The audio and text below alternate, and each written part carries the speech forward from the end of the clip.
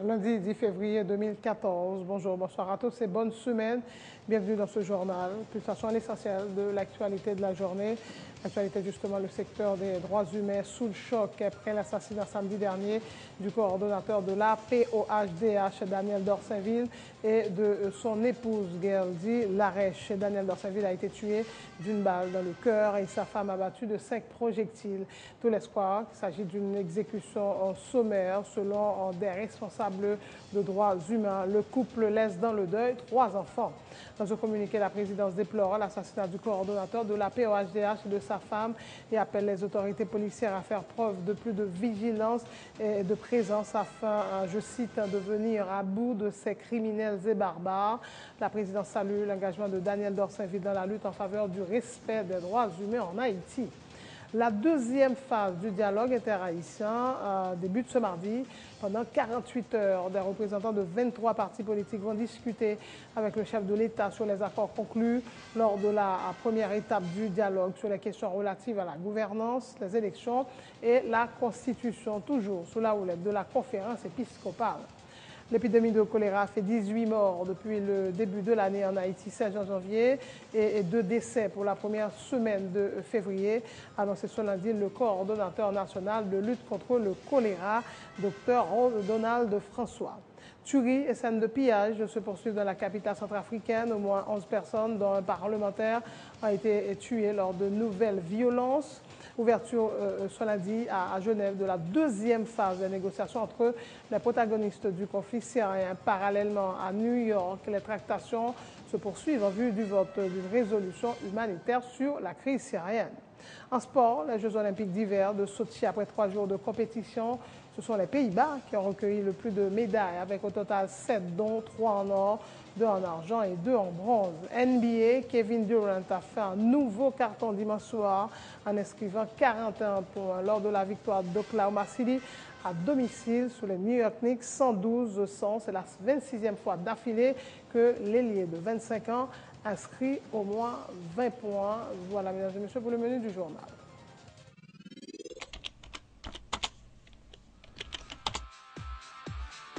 Bienvenue dans cette édition d'Information Pulsation, l'essentiel de l'actualité de la journée. Merci de votre fidélité. Bienvenue dans ce premier numéro de Pulsation Week-end.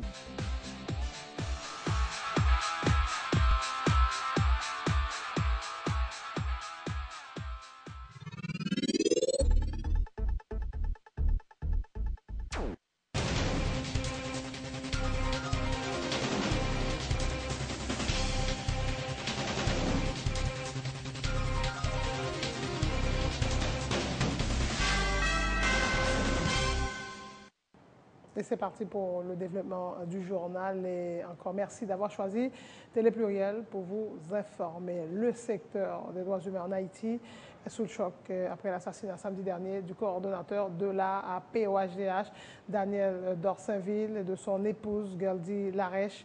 Le couple a été froidement abattu en plein jour par des bandits circulant à moto à Bois-Patate. Daniel Dorsainville a été tué d'une balle dans le cœur et sa femme a été touchée de 5 projectiles. Le secrétaire exécutif de la POHDH, Antonal Mortimer, déplore les propos du secrétaire d'État à la sécurité publique Réginald Delva, selon lesquels Daniel Dorsainville a été victime d'un braquage en revenant d'une banque commerciale. Tout laisse croire qu'il s'agit d'une exécution sommaire, selon le militant des droits de l'homme. Antonal Mortimer appelle la police et la justice à faire la lumière sur ce double meurtre. Daniel Dorsainville et sa femme avaient 3 enfants.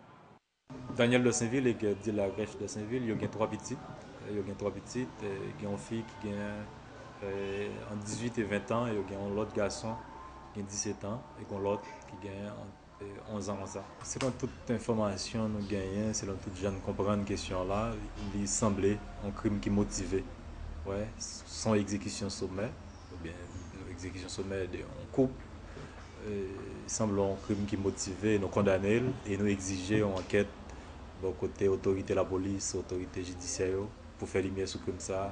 Même j'en ai continué à exiger pour faire lumière sur tout l'autre crime qui fait comme ça. Au niveau de la plateforme organisation haïtienne droits mondiaux, nous n'avons pas de pièce indice qui montrait que le couple Daniel Dorsainville et Gerdy Larèche Dorsainville étaient sortis de la banque. Nous pas connaissons tout côté information la banque l'a sorti.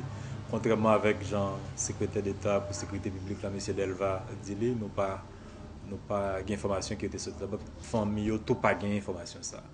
Est-ce qu'elle a reçu des menaces? Non, nous pas au courant qu'elle a reçu des menaces, mais nous connaissons toujours des menaces pendant sous l'organisation de l'Harmonie par rapport à la position. M. Dossainville a toujours assumé toute position, plateforme, organisation haïtienne de l'Harmonie à travers le secrétariat exécutif, dont moi-même m'a dirigé, et même position, organisation, membre, plateforme d'emploi. Il y a des membres du gouvernement qui étaient pas là avec nous, qui étaient annoncé que la police judiciaire menait enquête sur ça. C'était M. Réginald Delva, qui était relé nous depuis dimanche matin. Il y a un ministre de l'Harmonie, Mme Ozane Auguste, qui parle avec nous, qui donne l'assurance que le gouvernement est très préoccupé de ça et il y a passé instruction avec force de l'audio pour mener enquête sur question ça et la prendre enquête là. Mais moi je crois tout une mauvaise utilisation qui fait des PNH là. Ils mettent un paquet de policiers, bon côté directeur général, bon côté commissaire gouvernement, bon côté ministres, on série de monde VIP, on série de petites VIP ou des petits présidents. Alors que la population a la guerre des bras balancés, chaque jour la victime braquage, la victime toute action banditiste. Donc il faut une meilleure utilisation des PNH qui fait pour capable porter sécurité à tout le monde dans la population. Il s'agit d'une attaque contre le secteur des droits humains, indiqué pour sa part le directeur exécutif du RNDDH. Pierre Espérance appelle les autorités policières et judiciaires à diligenter une enquête sérieuse en vue de démasquer les auteurs de ce double meurtre. Pierre Espérance met en garde contre toute orientation de l'enquête. Jour 8 février 2014, bandit sans foi ni loi exécuté Daniel Dossainville, qui est coordonnateur général plateforme Douamoun, qui c'est POIDH, dont RNDDH c'est Mambli, avec toute madame Ni, qui c'est Geldi Larèche Dossainville, qui est assassiné et froidement. Crime n'a fait côté que bandit qui fait crime ça, li rivé sous Daniel Dossainville, li ballon balle nanke, et li baille madame Dossainville, qui c'est Geldi Dossainville, 5 balles, que nous considérons c'est comme une attaque contre le secteur droits humains, et nous exiger une enquête sérieuse, nous demander la police judiciaire pour prendre responsabilité et mener bon genre d'enquête et nous demander la justice pour faire travail. Il y a une chose qui choque nous dans le cas double assassinat ça, c'est là nous ouais secrétaire d'État sécurité publique la Réginald Delva depuis jour crime ça fait là, exécution ça a fait là, et bien la marché du monde que c'est un braquage. Et ça choque nous en pile pour plusieurs raisons, parce que c'est un crime qui fait et qu'il y a une instance qui là qui pour identifier l'auteur crime et mobile crime et là où il y a une autorité politique qui déjà orientée enquête judiciaire et avec enquête et police judiciaire et enquête la justice ou gain en pile chance pour enquête ça pas abouti. Nous en contact avec la police judiciaire et pour crime ça n'a pas été impuni pour enquête pas se poursuit pour que pas jamais un résultat. La directrice de la commission de justice et paix est très affectée par l'assassinat de Daniel Dossainville et de sa femme Justine Kola, appelle les autorités à assumer leurs responsabilités. Quelques membres parmi nous qui entendent des nouvelles là dans la radio et puis après ça donc il y moi pour demander moi est-ce que moi au courant de ça donc c'est un gros coup nous croyons que c'est une frappe qui dure pour nous-mêmes dans le secteur de Ouamouna. Tout le temps nous avons toujours à déplorer Zach assassinat qui a fait. Nous avons toujours à demander aux autorités pour prendre responsabilité et par rapport avec tout ça qui a fait dans le pays à côté monde et a perdu la vie n'importe qui genre. Zaksa, encore une fois, donc, non seulement il frappe le secteur droit moun, mais c'est tout le monde, donc c'est une femme, c'est un garçon, c'est maman avec papa petit, donc qui a quitté Timounio sans maman, sans papa. Et donc c'est dommage. On a toujours demandé autorités donc pour faire enquête sérieuse sous et dossier et surtout pas détourner attention moun sur ça qui passait et by chance et faire une enquête sérieuse pour être capable de retrouver l'auteur Zak Sayo et pour être capable de permettre la justice capable de faire travail comme ça doit. Daniel de Saint-Ville, c'est coordonnateur plateforme là, donc il sorti dans une organisation qui est plateforme là qui s'égage et groupe alternative justice, donc nous pas gagné de informations avant qui était fait connaître que l'État subi menace et c'est pour ça ça qui arrivait à l'issue. Dans un communiqué, la présidence déplore l'assassinat du coordonnateur de la plateforme des organisations haïtiennes de droits humains, Daniel Dorsaville, et de son épouse, Galdi Larèche, tout en reconnaissant les efforts de la PNH pour garantir un climat de sécurité acceptable dans le pays. La présidence appelle les autorités policières à faire preuve de plus de vigilance et de présence afin de venir, je cite, à bout de ces criminels et barbares. Fin de citation. La présidence salue l'engagement de Daniel Dorsaville dans la lutte en faveur du respect des droits humains en Haïti et réaffirme sa détermination à combattre sous toutes ses formes la criminalité afin de permettre à la population de vivre en toute quiétude dans une société plus sécurisée. Autre point de l'actualité, la deuxième phase du dialogue interhaïtien débute ce mardi avec la médiation de la conférence épiscopale. Le député Guy Gérard Georges, l'un des représentants de la Chambre basse à la première partie des discussions, dit souhaiter que les acteurs parviennent à un consensus en vue de créer les conditions favorables à l'organisation des prochaines élections cette année. Et pour cela, il doit faire preuve de bonne volonté. Moi-même personnellement, au niveau du Parlement, nous déjà compté sur la bonne foi de l'exécutif. Malgré moi penser que l'heure où aller dans le consensus, ça pas dit tout son mandé ou joindre, mais je souhaitais que la capable dit majorité de ça qui posait, parce que moi ça qui posait vraiment, il n'y a pas des défis là-dedans, il n'y a pas rien comme si je dit bon, c'est des bagailles qui probablement un sacrifice énorme.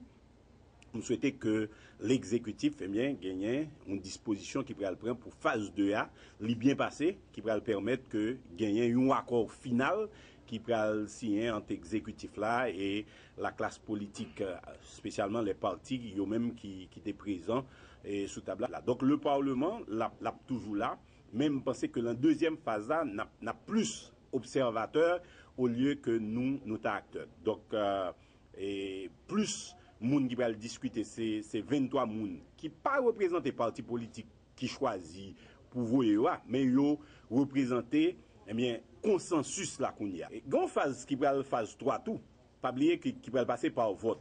Nous représenter la Chambre des députés, Steven Benoît comme sénateur de la République représenter le Sénat, mais c'est pas moi qui chambre député, c'est pas sénateur Steven qui est le Sénat de la République. Phase 3, l'exécutif la fin joindre accord avec les 23 partis politiques qui représentent le consensus là, mais qu'on y a arrivé dans phase 3. Phase 3, c'est vote que le rallier. Des amendements qui doivent être au niveau de la loi électorale et peut-être gagner l'autre bagaille que le Parlement peut gagner pour le faire. Donc, nous pas gagnons bagaille vraiment que nous gagner pour nous vider avec l'exécutif là. Sinon, probablement, nous connaissons que le Sénat de la République lui gagne des exigences que eux-mêmes ils fait, mais ça c'est pas vraiment au niveau de dialogue là. Dialogue là, l'immense ça, mais il pas vraiment un point. C'est un bail qui était entre les deux pouvoirs, donc législatif là avec exécutif là, et moi faut je nous douce opérandi pour trancher sous lui. Le deuxième sénateur de la Grand'Anse encourage les acteurs politiques à poursuivre le dialogue. C'est un pas dans la bonne direction que des acteurs politiques d'horizons divers acceptent de se réunir autour d'une table en vue de poser les problèmes du pays, indique Maxime Rouméa. Le parlementaire dit espérer que le dialogue interhaïtien permettra d'apporter des changements dans le pays, interrogé sur les déclarations du président Martelly qui s'est prononcé pour un cumul de mandats du chef de l'État. Maxime Rouméa estime que ce dossier doit être abordé avec dextérité. Le cumul de mandats peut aider à perpétuer le pouvoir politique, mais peut aussi permettre d'effectuer les changements nécessaires, a dit Maxime Rouméa. Moi, je pense que c'est une bonne chose, indépendamment de ça qui a sorti, que direction paysanne, dans différentes institutions, dans différentes associations, qui ont parlé. Parce que dans ça, nous sommes un pays qui est crasé, qui est à genoux, la batte pour retirer quoi côté il est nécessaire que gagne. Je ne peux pas juger ça qui pas sorti, puisque je ne pas connais. Même qu'on est nécessaire pour le faire, pour continuer. Et continuer, dans pile de choses qui m'ont améliorer dans le pays. Au niveau gouvernance, je nous dis là, au niveau de cette institution, l'État, il y a des choses qui m'ont changé, peut-être au niveau gouvernement. Il y a des changements commandés, etc. Moi-même, je suis prêt pour appuyer dans la mesure qu'il y a un sens, dans la mesure qu'il est utile pour les Haïtiens pour avancer. La question mandat, c'est un qui est discutable. Et la Constitution parle le fait de telle façon que le cadenassé pour changer quoi que ce soit là-dedans, on a une pile procédure qui est extrêmement compliquée. Bien entendu, le grand avantage là-dedans, n'importe qui n'a pas changer le lever. Mais en même temps, il y a des difficultés parlent. C'est-à-dire qu'il est difficile pour avancer, pour jouer par approximation, ça qui peut correspondre à la situation pays et à l'histoire pays. Mais est-ce que la réalité haïtienne, sénateur, demandé comme si mon président a eu un mandat successif, deux mandats successifs? Bon, en général, il y a deux bagages là-dedans. On a tendance pour perpétuer un pouvoir politique, mais il y a un nécessaire tout pour faire changement dans le pays, qu'on laps de temps qui est nécessaire. Bon, l'on n'a pas d'organisation, l'on n'a pas de tradition d'organisation, c'est des individus, vous voyez, il y a un élément très complexe. Ça a demandé, réfléchir sur lui, ça a demandé une solution. Il ne faut pas oublier, l'organe système parlementaire, ça le présupposé. Il présupposé que le système, c'est parti politique. Il ne faut pas tout organiser. Sans transition, l'Office national d'identification se prépare à enregistrer sur sa base de données les sans-papiers haïtiens vivant à l'étranger, à commencer par la République dominicaine. Ces opérations, qui coûteront un peu plus de 2,5 millions de dollars, devraient démarrer dans un peu plus de mois, a indiqué ce lundi le directeur de l'ONI, Jean-Baptiste Saint-Cyr. Une décision dans le cadre des engagements pris par le Premier ministre Laurent Lamotte lors des 2 premières réunions de la commission ad hoc haïtiano-dominicaine à Wanamé et à Yimani. L'opération sera réalisée de concert avec les institutions concernées, telles le ministère de la Justice, des Affaires étrangères et des Haïtiens vivant à l'étranger et le Bureau des Archives nationales.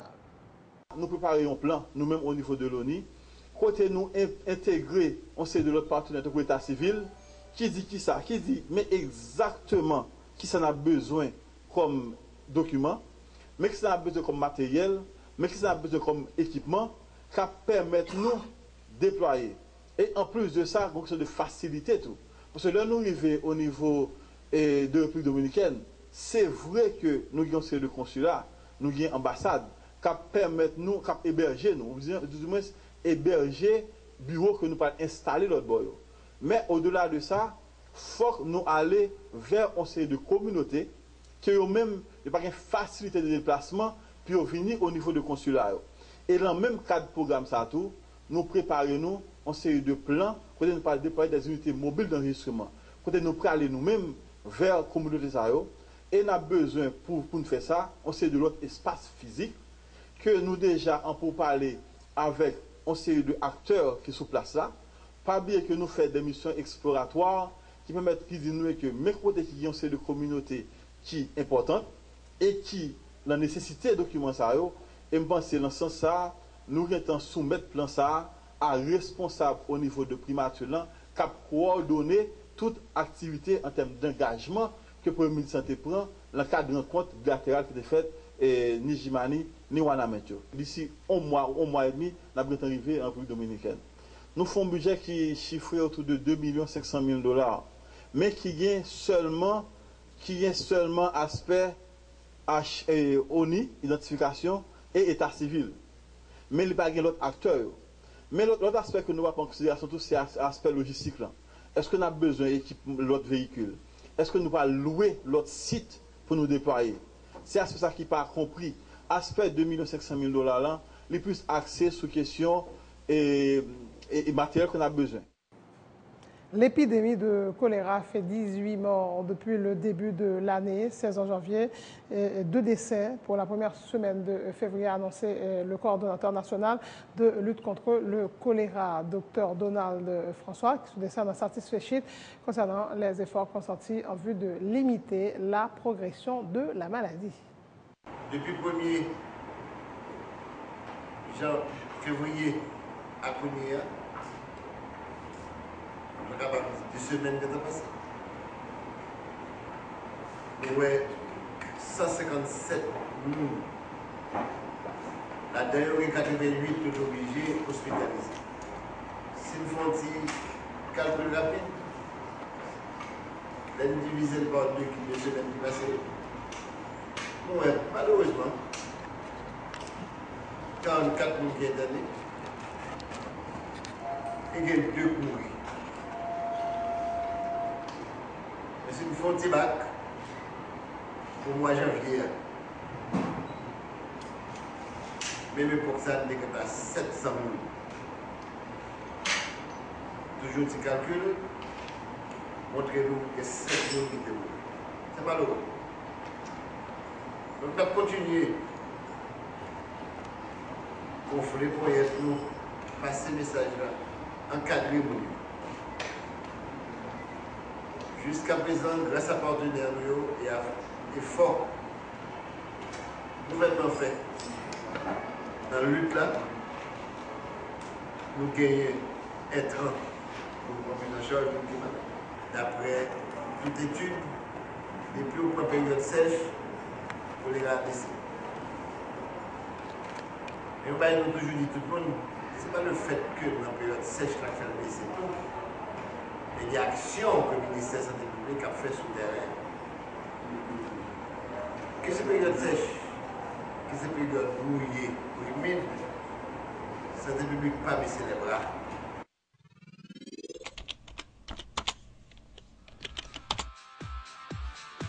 Bienvenue à cette édition d'information Pulsation, l'essentiel de l'actualité de la journée. Merci de votre fidélité. Bienvenue dans ce premier numéro de Pulsation Week-end.